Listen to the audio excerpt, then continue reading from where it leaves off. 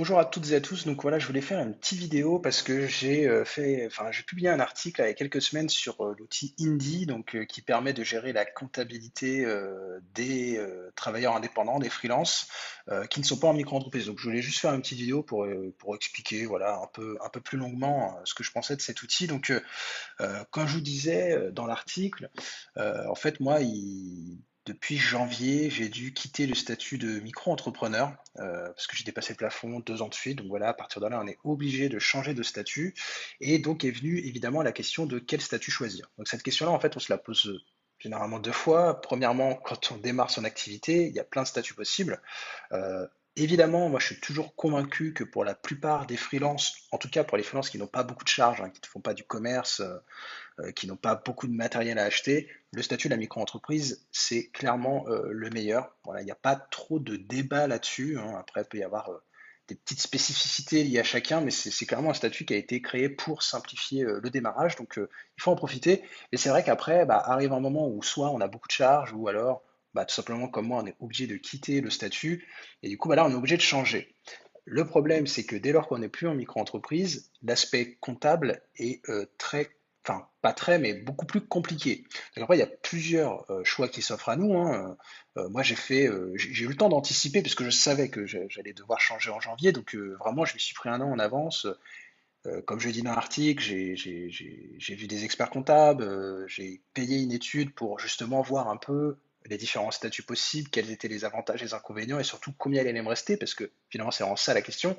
Généralement, les possibilités, il y en a plusieurs, hein, mais elles sont assez simples en France. Il y a l'entreprise individuelle, qui est tout simplement comme la micro-entreprise. En fait, la micro-entreprise est une entreprise individuelle un peu spéciale, justement, avec une notion de simplification de la comptabilité et de l'administratif, mais sinon, c'est une entreprise individuelle. Donc, dès lors qu'on dépasse le statut, enfin le plafond de revenus, on peut passer naturellement, hein, si on fait rien, en entreprise individuelle, qui est le statut, en fait, dire logique pour les personnes qui ne sont pas des entreprises, qui sont tout simplement des travailleurs indépendants. C'est pour ça qu'a été créé ce statut. Donc on peut passer à ce statut-là, ou alors on peut créer une entreprise. Donc la SARL dans sa forme, quand on est tout seul, unipersonnel, c'est le URL, ou alors la SASU, qui est la forme unipersonnelle de la SAS. Donc c'est deux types d'entreprises qui ont des avantages et des inconvénients un peu différents, même si globalement le commun entre les deux, c'est que ça ajoute encore plus de complexité légale et comptable. Clairement, hein, les entreprises SASU, EURL, c'est très compliqué de ne pas avoir d'expert comptable. On peut le gérer tout seul, mais c'est franchement assez compliqué pour créer le statut. Il faut passer par un expert comptable ou pas forcément par un avocat, mais par un juriste. Donc c'est vraiment très compliqué. Ou alors on peut aussi décider du portage salarial. Donc après, le portage salarial, ça a des avantages et des inconvénients. Moi, ça ne me correspond pas du tout, mais ça peut quand même correspondre à certaines personnes parce que finalement, on est salarié. Mais par contre, clairement, on perd quand même beaucoup d'argent. Donc moi, j'ai payé cette étude-là, donc j'ai pas énormément de charges parce que moi, je travaille dans le marketing digital, donc j'ai besoin d'un PC. Donc c'est vrai que j'ai quand même acheté un ordinateur un peu cher, mais c'est pas non plus une énorme charge par rapport à mon chiffre d'affaires. Et après, bon, j'ai évidemment quelques licences de logiciels à payer, mais j'ai pas de stock à avoir de produits, j'ai pas besoin d'une voiture, ce genre de choses. J'ai finalement peu de charges. Donc, l'étude, ce que ça a donné avec les différents experts comptables, globalement pour moi, que ce soit entreprise individuelle ou une société, malgré différentes optimisations, aujourd'hui c'était à peu près kiff-kiff à la fin. Clairement, en sachant qu'en plus ça reste des estimations, donc même si dans l'étude, l'URL était un petit peu plus intéressante, au final, ça restait une estimation, donc peut-être que ça aurait été un petit peu moins intéressant, on ne sait pas trop, mais globalement, c'était à peu près la même chose parce qu'il n'y avait pas beaucoup d'optimisation à faire. Par contre, forcément, un expert comptable va vous facturer la tenue comptable d'une entreprise plus cher que la tenue comptable d'une entreprise individuelle. Parce que une société, c'est quand même beaucoup plus complexe qu'une entreprise individuelle. L'entreprise individuelle, c'est vraiment, en termes de complexité, entre la micro-entreprise et la société. C'est quand même un peu plus simple. Donc moi, j'ai eu quand même l'impression que les experts comptables poussaient pour que je crée une entreprise, certainement aussi parce que c'était relativement plus lucratif pour eux, forcément. Je ne veux pas m'engager non plus parce que c'était quand même des gens qui m'avaient l'air honnête, mais j'ai l'impression qu'il y a quand même beaucoup d'experts comptables qui poussent les freelances à créer des sociétés et je suis pas sûr que ce soit toujours très intéressant. Après, il y a quand même quelques optimisations qu'il est possible de faire. Par exemple, en société, euh, il y a quand même, si vous investissez en immobilier, etc., des optimisations à faire qu'on ne pourra pas forcément faire en entreprise individuelle. Donc, il y a quand même des cas particuliers où ça peut être intéressant, mais en soi, moi, j'avais pas envie de faire ce type d'investissement avec mon entreprise à court terme. Donc, j'ai préféré rester en entreprise individuelle pour me dire, justement, me laisser voir déjà un an ce que ça va donner en termes de charges, etc. Donc, là, on y viendra maintenant. Moi, j'ai quand même déjà une idée de ce que ça va me coûter en charge, etc. Donc, j'ai l'impression que j'ai fait le bon choix, mais euh, ça n'engage à rien. Je peux très bien créer une entreprise après. Donc déjà, si des personnes sont un peu dans ce cas-là, réfléchissez bien, essayez d'anticiper. Et puis, de toute façon, ça n'engage à rien. Après, c'est vrai que créer une entreprise et la fermer, c'est un peu plus compliqué que de rester en entreprise individuelle et d'éventuellement ensuite réfléchir à créer une entreprise. Donc c'est pour ça que moi j'ai décidé de faire ça. Ensuite, bah, pour l'aspect comptabilité, c'est vrai que déjà, pour beaucoup, quand on crée sa micro-entreprise, l'aspect comptable, il fait un peu peur. On va pas se mentir, même si pourtant c'est vraiment très simple. Et c'est vrai que après, avec l'expérience, je me dis c'est vraiment très simple, surtout maintenant que je suis en entreprise individuelle. Mais c'est vrai qu'au début, j'avais un peu peur de tout ce qu'il y avait à faire. Heureusement, il y a des outils, notamment pour la micro-entreprise, Freebie, dont je parle beaucoup, qui permettent de simplifier énormément tout ça. Et là, pour le coup, c'est vraiment très simple pour tout le monde. Pour l'entreprise individuelle, il existe quand même un équivalent. Évidemment, plutôt pas évidemment, mais malheureusement, Freebie ne permet pas de faire la tenue comptable et tout l'administratif, toutes les obligations légales de l'entreprise individuelle, mais il existe Indy, qui s'appelait auparavant George, ils se sont renommés récemment en Indy, qui permet justement de tenir sa comptabilité en entreprise individuelle et même en société. Donc c'est pour ça que moi j'ai voulu en parler parce que j'utilise depuis janvier, j'en suis carrément super satisfait. Ça permet vraiment, en fait, on connecte ses comptes en banque, donc on peut connecter plusieurs comptes bancaires à Indy. Donc, bon, moi j'ai un compte bancaire et un compte PayPal. Voilà, après on peut créer d'autres types de services comme ça, bancaires en ligne à la PayPal. Donc toutes les transactions remontent dans Indy et en fait ensuite il n'y a plus qu'à catégoriser et à mettre les montants de TVA de chaque transaction. Parce qu'en fait, tout part de là dans la comptabilité. C'est les transactions, les entrées, les sorties, dans tous les cas. Une fois que tout ça est connecté à Indy, bah, il n'y a plus qu'à bien catégoriser tout. Et en fait, c'est ce que fait un expert comptable, hein. Même si parfois les experts comptables aussi, c'est même les clients qui doivent un peu justement gérer toutes les transactions à ajouter dans leur logiciel. Donc au final, d'ailleurs, tout ce travail-là, même quand on paye un expert comptable, c'est pas forcément lui qui le fait, ou alors il faut le payer encore en plus. Donc c'est pas toujours très avantageux, mais après c'est plus que de la catégorisation pour derrière remplir toutes les déclarations fiscales auprès des impôts et de l'URSSAF. Et en fait ça il me dit bah lui il récupère tout, vous, enfin nous on classe les transactions, on met les bons taux de TVA et Indy derrière nous génère toutes les déclarations qu'il y a à faire au niveau des impôts, au niveau de l'URSSAF. On n'a plus qu'à cliquer sur deux, trois boutons. Éventuellement, il y a quand même des guides pour expliquer, voilà, telle déclaration, il faut la faire là, etc. Ils nous guident énormément. Et du coup, en fait, on peut tout faire en autonomie. Donc là, par exemple, je vais juste vous montrer les tarifs d'Indy. Donc, pour les professions libérales à l'impôt sur le revenu, ça en clair, c'est pour l'entreprise individuelle. Le forfait, il est à 24 euros par mois TTC, alors 20 euros hors taxe, vu qu'en entreprise individuelle, on est forcément à la TVA, du coup, on récupère la TVA, donc on va plutôt parler de 20 euros par mois. Donc 20 euros par mois, ça fait 240 euros l'année. Donc c'est quand même vraiment beaucoup moins cher qu'un comptable. Moi, la plupart des experts comptables, pour faire tout ce que fait Indy, donc on voit la tenue comptable, les différentes déclarations TVA, etc., qu'il y avait à faire, ça coûtait à peu près 1000 euros pour l'entreprise individuelle. Donc là, c'est quand même 4 fois moins cher, clairement. En sachant qu'on peut déduire aussi l'abonnement Indy, hein, évidemment, de ses charges, donc comme pour un expert comptable. Donc c'est quand même beaucoup moins cher et franchement, moi, j'y vois deux avantages. Donc, c'est premièrement évidemment le prix, ça permet quand même d'économiser. Même si un expert comptable, ça peut être compté comme une charge, donc on ne va pas payer d'impôts et de charges sur bah, ce qu'on dépense pour l'expert comptable, ça reste quand même de l'argent, entre guillemets, perdu. Puisque bah, il vaut mieux avoir 50% de 1000 euros plutôt que 0%, malgré qu'on paye des charges dessus. Donc déjà, c'est beaucoup moins cher. Et puis, en plus, moi, je trouve ça bien quand on est indépendant, on est entrepreneur, de se former un minimum, voilà, d'apprendre, d'essayer de se débrouiller un peu tout seul, au moins dans un premier temps, à justement toute cette notion d'administratif et de comptabilité. C'est vrai que c'est pas très passionnant, mais je trouve ça quand même assez sympa de comprendre au moins. Quitte ensuite à sous-traiter un comptable parce qu'on n'a pas le temps et qu'il vaut mieux passer du temps sur son métier plutôt que sur l'administratif. Sous-traiter quelque chose à quelqu'un qui nous facture un certain prix et si on n'a pas conscience en fait de ce que représente vraiment son travail, c'est un peu dommage. En sachant qu'en plus, franchement, au final, je me rends compte que ça prend vraiment pas beaucoup de temps parce que finalement, Indy, il y a entre guillemets, il y a des humains derrière, mais toutes les déclarations qui sont faites, c'est pas vraiment un humain qui les tape sur son ordinateur. Nous, on fait remonter toutes les infos, ça génère directement ce qu'il faut en termes de déclaration.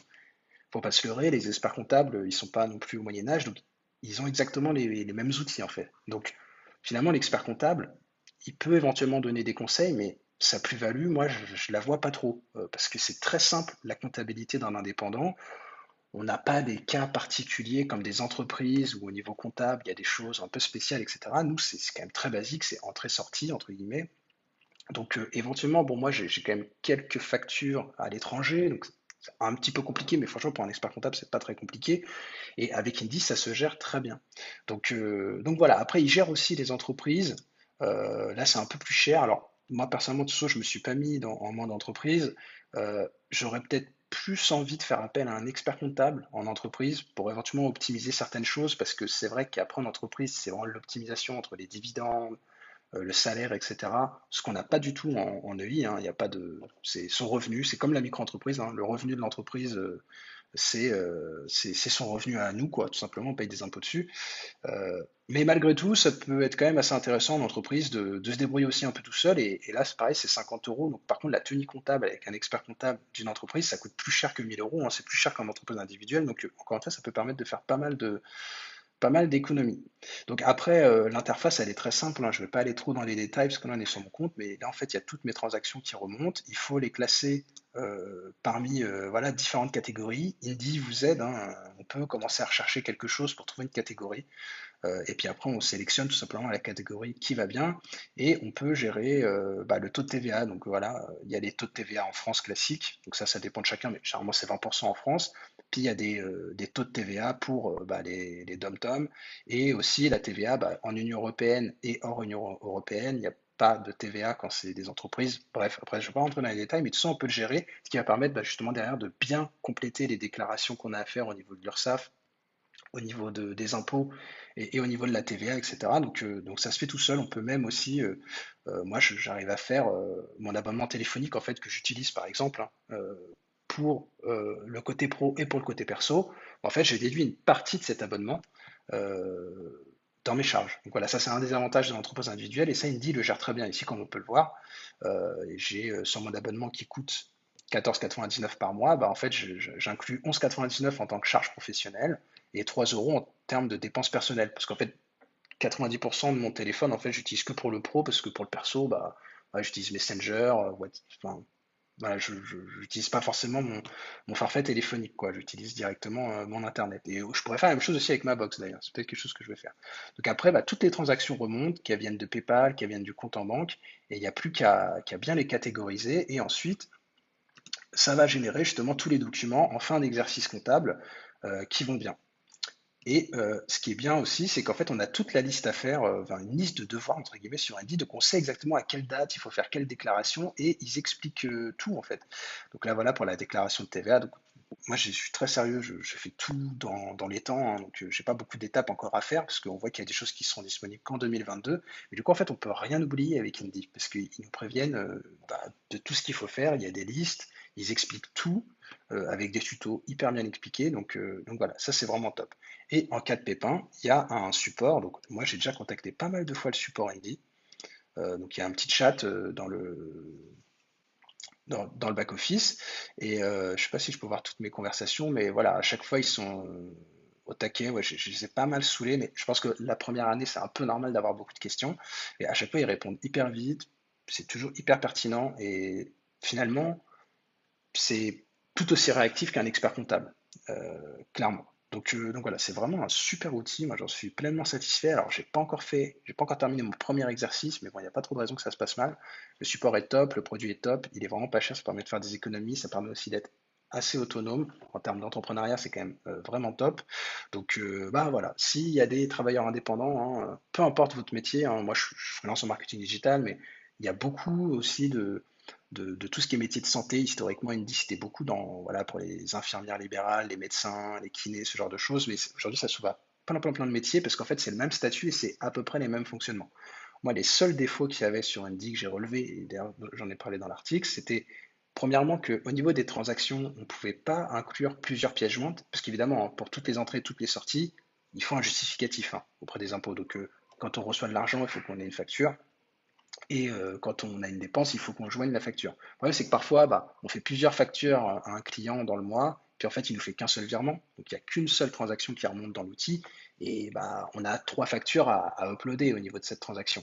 Et c'est vrai que c'est tout bête, hein, mais on pouvait mettre qu'un seul fichier. Donc, il fallait fusionner les factures pour uploader un seul fichier. Ça, c'est quelque chose qui a été corrigé. Donc, comme quoi, Indie écoute aussi sa communauté, hein, ses retours utilisateurs. Donc, aujourd'hui, on peut uploader plusieurs documents sur une seule transaction. C'était pas un gros truc, mais quand même, je trouvais ça un peu bête de ne pas pouvoir le faire, mais ça maintenant c'est corrigé. Et l'autre petit défaut, entre guillemets, pour quelqu'un qui vient de Freebie en micro-entreprise pour la comptabilité, il faisait aussi les devis et les factures. Et c'est vrai qu'Indy ne le fait pas. Il ne fait pas les devis et les factures. Donc après, il y a un logiciel qui s'appelle Henry qui permet de faire les devis et les factures gratuitement pour les sociétés, les entreprises individuelles, les micro-entrepreneurs. Donc ça, on peut l'utiliser, c'est l'outil que recommande Indy. Moi, je l'aime pas trop, donc j'ai gardé Freebie pour mes devis et factures. Mais en tout cas, voilà, il y a quand même cette possibilité-là, Henri, qui est gratuite pour faire les devis et les factures. En tout cas, Indy ne le fait pas, ce qui est entre guillemets un peu logique parce que c'est vrai que tous les métiers de la santé, en fait, ils font pas de devis et factures, hein. Un médecin ne fait pas de devis, ne fait pas de facture. Et quand ils font des factures, les kinés, etc., généralement, ils les font papier, ils font pas, voilà, ils n'utilisent pas un logiciel à la Freebie pour faire des grosses factures d'entreprise. Donc, c'est vrai que c'était pas un besoin qui était enfin, qui est très présent dans la communauté, mais plus il y aura de freelances qui iront sur Andy, plus ça va pousser les développeurs à déployer cette potentielle mise à jour. Donc j'espère que ça arrivera bientôt. Mais en tout cas, voilà, il y a énormément de freelances qui utilisent Indy aujourd'hui. Je tenais vraiment à le présenter parce que moi je l'utilise quotidiennement et j'en suis vraiment super satisfait. Surtout moi ce que je trouve très important c'est le support, hein. Je trouve qu'on peut vraiment juger une entreprise à la qualité de son support et là-dessus c'est vraiment nickel et le produit est top, l'expérience utilisateur, le design il est top. Donc voilà, en tout cas si vous avez des questions sur cet outil et même sur bah, justement le fait de devoir changer de statut de la micro-entreprise à autre chose, moi j'ai passé beaucoup de temps, je suis un peu passionné par ça, même si c'est franchement un peu pénible, mais pourtant moi j'aime bien. Donc bah, surtout n'hésitez pas à commenter la vidéo, l'article, à me contacter en direct, je serais ravi de pouvoir vous aider. À bientôt.